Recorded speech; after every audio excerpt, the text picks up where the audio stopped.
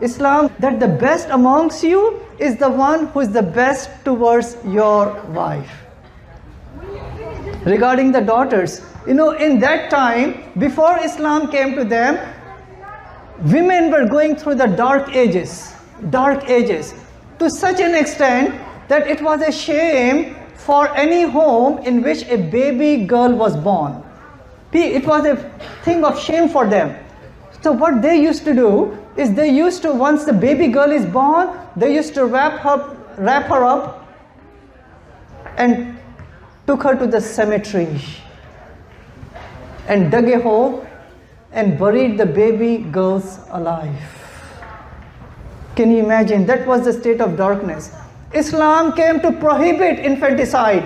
Islam uplifted women, and Muhammad, peace be upon him, he said, if anyone has 3 daughters, even 2 daughters, if a person gives them the proper upbringing, good character, good education, good name, they would be in paradise with Prophet Muhammad, peace be upon him. Look at this. He pulled them out from the dark ages, uplifted women, and mentioned that by taking care of our ladies, that's one of the ways of going to paradise. And lastly, you'll be surprised to find out, Brother Alex, right? Eric, you'll be surprised to find out that the wonderful rights that Islam has given to ladies. Not until 1920s in this country, after the suffrage, the struggles and the rallies, our women, they won the right to vote in 1920. Islam gave them the right, not culture by the way, Islam gave them the right to have a say in the political process way back in the 7th century. Islam gave women the right to own property and to sell property. Our country, so I'm coming from Illinois. In the state of Illinois, maybe similar in California, a married Caucasian lady, she won the right to own property. Not African Americans, not Hispanic, Indian, Pakistani. A Caucasian married ladies in 1861, they won the right to own property. Islam gave them the right in the 7th century. They have the right to work. They have the right to keep the last name and not change the last name to the husband's last name. So when I got married, I went to DuPage County, Yasir. I went to DuPage County, right, for the marriage certificate. So when I went there, the clerk, before writing the names of myself and my wife, he looked to my wife and he asked her the question, "Oh, Mrs. Nahid, what should we change your last name to?" She looked at him in an angry face and she said, "Why would you like to change my name? Change his name," right? Come on. She knows her rights, right? That's a Muslim lady. She has the right to gain education. No one can take that away, Brother Eric. If somebody is doing it in some country, we blame them, but not Islam.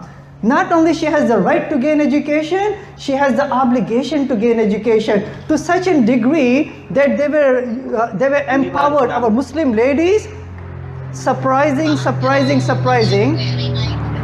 The oldest continuous university in the history of humanity, it was made by a Muslim lady, Eric, wearing the hijab. Do you know that?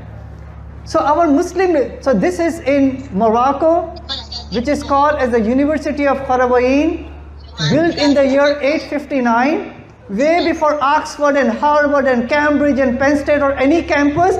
It were the Muslim lady by the name of Fatima Al-Fahri. 859, she laid the foundation for the oldest continuous university in the whole world.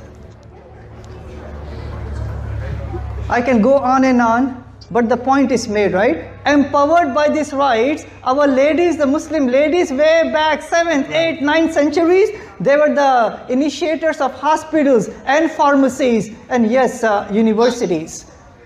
So culture does not do justice. Islam is perfect, Muslims are imperfect. Just like we don't blame Christianity for the abuses that we see. by some priests and pastors, unfortunately. We don't want to hold Christianity responsible for what KKK may be doing. We don't want to hold Hinduism responsible for what the atrocities going on there. We don't want to hold the Buddhism responsible for the Buddhist monks are doing to the Muslims up there. In the same way, we don't want to hold Islam responsible for the misguided Muslims. If you want to know what Islam is, read the Quran, look into the life of Prophet Muhammad, peace be upon him, and you will find that Islam will bring justice, morality, unity, and peace for all of humanity, and that's the status of women in Islam.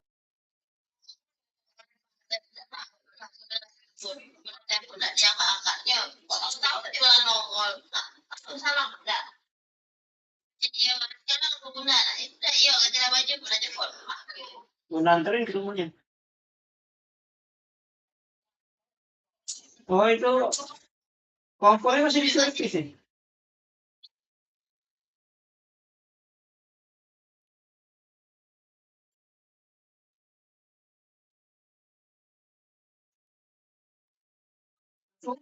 Ya Un, nah ini nah. Agak ungu kan, Un. Nah sudah capek.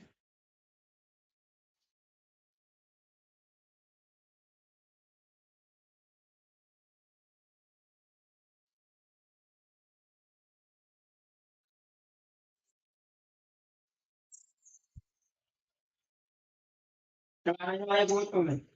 Mana ya? Saya beli coba aja. Kemarin yang bahan itu nah yang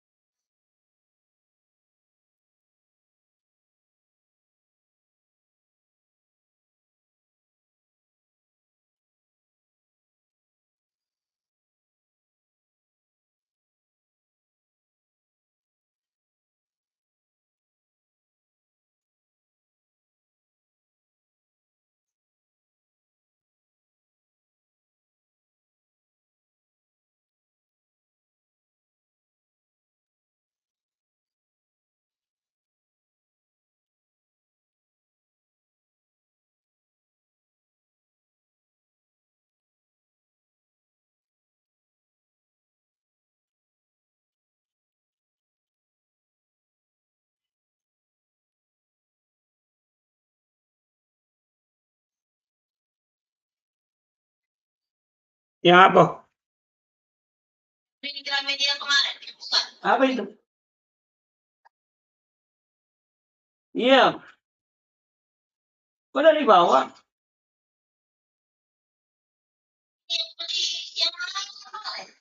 Iya, kok dari bawah itu? Iya, kok dari bawah? Iya, kok dari bawah?